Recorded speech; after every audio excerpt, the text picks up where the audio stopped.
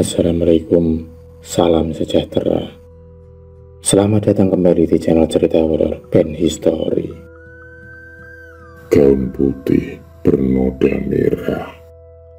Waktu sudah menunjukkan pukul 00.00 atau jam 12 malam. Namun entah mengapa, mataku enggan terpejam. Kubuka kembali dari jendela kamarku. Remang-remang bulan dan pohon rambutan di depan rumahku menghiasi malam itu. Walaupun begitu sunyi, namun seakan-akan pohon rambutan itu dikelilingi makhluk-makhluk putih sambil tersenyum kepada aku. Segera aku tepis bayang-bayang itu. Kututup kembali tirai jendela aku. Lalu aku pun beranjak menuju kamar mandi. Saat itu aku berada di rumah sendiri karena ayah dan ibuku dan adikku sedang berada di Jogja di rumah nenekku. Niatku untuk buang air kecil dan mencuci muka mendadak meredup. Seakan-akan saat aku berjalan menuju ke kamar mandi, di belakangku aku terperanjak bagaikan seseorang sedang mengamatiku. Betapa kagetnya aku. Sesuatu terjadi di atas ruang dapur, berwarna putih bersih, beraroma anggur, dan dihiasi gambar hati di bagian bawahnya, seperti gaun putih. Lalu kemudian kuambil gaun itu. Indah sekali, namun lumayan berat. Di bagian bawah dan di bagian dalam tertulis Si Romana. Pikirku mungkin ini adalah nama dari pemilik gaun tersebut. Namun aku berpikir dari mana gaun itu terjatuh. Lalu kubawa gaun tersebut ke kamarku. Kuamati lagi gaun itu. Ku tempel-tempelkan ke tubuhku sambil aku berkaca. Betapa indahnya.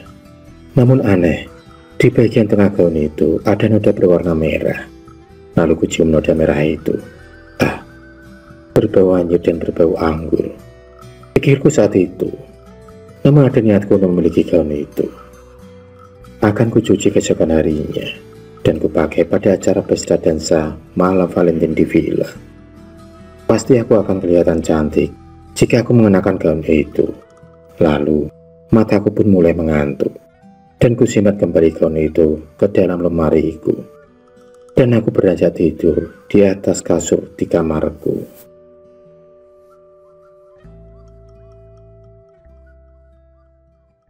Pagi sekali aku sudah terbangun dari tidurku. Perlahan, kulangkahkan kakiku menuju ke kamar mandi. Kubasuh mukaku, kutatap wajahku di kaca kamar mandi. Astaga, teriakku. Karena aku melihat ada bayangan wanita memakai gaun putih di pantulan kaca itu. Segera, aku membalikan tubuhku dan melihat ke belakangku. Apa aku salah lihat? Karena tidak ada seorang pun di belakangku. Mungkin ini hanyalah khayalanku, tetapi rasanya aku kenal gaun yang dipakai wanita itu. Ya, itu gaun yang aku temukan malam tadi. Lalu aku kemudian bergegas berlari menuju kamarku. Kebuka lemariku. Ternyata gaun itu masih tetap berada di lemari kamarku. Lalu kuambil gaun itu dan kuamati kembali. Kulihat noda merah itu semakin banyak. Padahal tadi malam noda itu belum selebar itu. Kubawa gaun itu ke kamar mandi dan kucuci. Tapi anehnya air yang bekas cucian gaun itu tak berwarna merah. Padahal gaun tersebut bernoda merah. Aku pun penasaran dengan noda itu. Apa noda merah itu? Pikirku. Kucium dan kupejamkan mataku. Saat aku menjamkan mata, sketsa peristiwa seperti terlintas di pikiranku. Entah dari mana, namun itu seperti nyata. Aku seperti melihat sesosok gadis Belanda yang amat cantik mengenakan gaun tersebut dan berdansa. Senyumannya manis sekali. Sepertinya dia berdansa di malam acara sebuah pesta dansa. Dan di peristiwa itu, sepertinya tempatnya berada di rumah ini, di ruang tengah. Lalu aku pun segera membuka mataku. Aku sedikit takut. Kemudian aku pun menjemur baju itu di belakang rumahku. Hari yang kutunggu-tunggu telah tiba. Hari itu adalah hari Valentine. Dan nanti malam aku akan menghadiri acara pesta dansa di Villa Deski. Aku pun bingung apa aku harus mengenakan gaun yang amat indah itu. Aku takut aku terlalu mencolok pada malam nanti. Tetapi tak apa, aku memang kepingin sekali mengenakan gaun itu. Waktu sudah menunjukkan pukul 19.00. Segera aku bersiap-siap berhias diri. Kupedaki wajahku, kusisir rambutku, dan kuambil gaunku di dalam lemari kamarku. Perlahan ku kenakan gaun itu. Aku terlihat sangat cantik sekali. Aku pun menari-nari bahagia. Aku juga bernyanyi-nyanyi. Aku merasa wanita paling cantik di dunia saat aku mengenakan gaun itu. Tetapi entah mengapa, mendadak kepalaku pusing, perutku mual, dan aku tak bisa melihat dengan jelas, hanya remang-remang. Dan akhirnya aku pun terjatuh lalu pingsan. Saat aku pingsan, aku pun seakan masuk ke dalam dimensi lain. Aku berjalan di suatu acara malam pesta dansa. Namun aneh, sepertinya tak ada satu orang pun yang mengetahui keberadaanku. Padahal saat itu aku berada di suatu keramaian. Dan memang acara itu sepertinya diadakan di rumah baru ini oleh orang-orang Belanda. Aku pun mengikuti seorang wanita yang memakai gaun, yang gaunnya itu persis seperti gaun yang aku kenakan saat itu. Kuikuti geraknya, dia terlihat sedang berdansa dengan kekasihnya. Lalu dia pun duduk dan meminum anggur dengan kawan-kawan dan kekasihnya. Tetapi yang kulihat, salah satu temannya melirik dan tersenyum kepada kekasihnya. Ya, temannya itu begitu aneh tingkahnya. Lalu saat wanita itu hendak meminum anggur dan bersulang, tiba-tiba temannya menyenggol gelas yang dibawa wanita itu dan tertumpah di gaun wanita itu. Dan aku juga melihat kekasihnya mengajak wanita itu ke dalam kamar. Tetapi sungguh aneh, teman wanita tadi mengikuti gerak mereka berdua ke arah kamar. Dan saat kekasihnya membaringkan dia ke ranjang, tiba-tiba aku pun menjerit. Wanita itu ditusuk dengan pisau oleh kekasihnya sendiri. Lalu temannya itu segera memunculkan diri dan meludahi wanita yang tak berdaya itu. Kulihat noda anggur tadi sudah tertutupi oleh noda merah darah. Perlahan, wanita itu lemas dan tewas. Ingin aku membantu wanita tersebut, tetapi aku tak dapat menyentuhnya. Lalu, mayat wanita itu disembunyikan dan dikubur oleh mereka di dekat pohon rambutan yang ada di depan rumahku.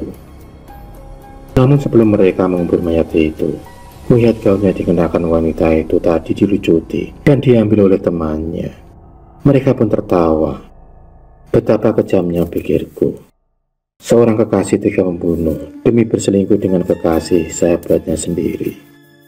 Lalu aku pun terbangun. Aku merasa sedikit pusing.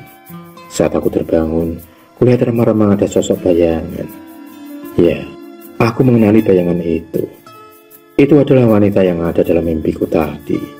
Dia menatapku, sepertinya dia ingin aku mengikutinya. Lalu aku pun mengikuti wanita tersebut. Sepertinya dia menuju ke arah pohon rambutan yang ada di depan rumahku itu. Sesampainya di sana, dia pun membalikan tubuhnya dan menatap ke arahku. Dia pun tersenyum lalu tangannya menunjuk ke arah gaun yang aku kenakan saat itu. Lalu menunjuk ke arah tanah tempat mayatnya dikubur. Ya, aku pun mengerti. Mungkin dia memberi kode untuk menguburkan gaun itu ke dalam kuburannya. Aku pun kemudian bergegas menuju ke kamar. Kulisui gaun itu dan aku kuburkan ke dalam tanah tadi dan kutimbun kembali. Tiba-tiba wanita itu muncul kembali dan dia sepertinya meneteskan air mata dan tersenyum kepadaku. Kulihat dia terbang ke atas langit. Ia semakin tinggi, lalu ia sirna. Kupikir pasti dia sudah tenang. Aku sendiri merasa bahagia, lalu aku kembali menuju ke rumah. Saat aku menutup pintu, tiba-tiba mobil ayahku datang. Ternyata mereka sudah pulang dari Jogja. Betapa kagetnya aku ketika ayahku memberikan oleh-oleh kepadaku, yaitu sebuah gaun. Karena gaun itu mirip sekali dengan gaun si Romana. Aku hanya tersenyum. Kucium gaun itu lalu kuangkat.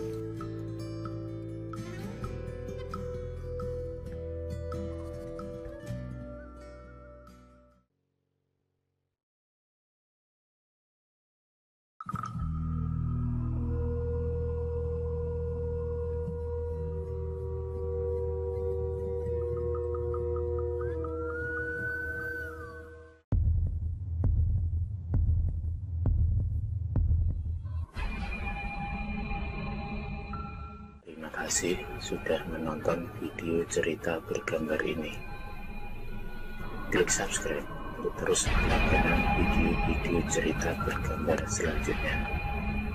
Semangat berkarya.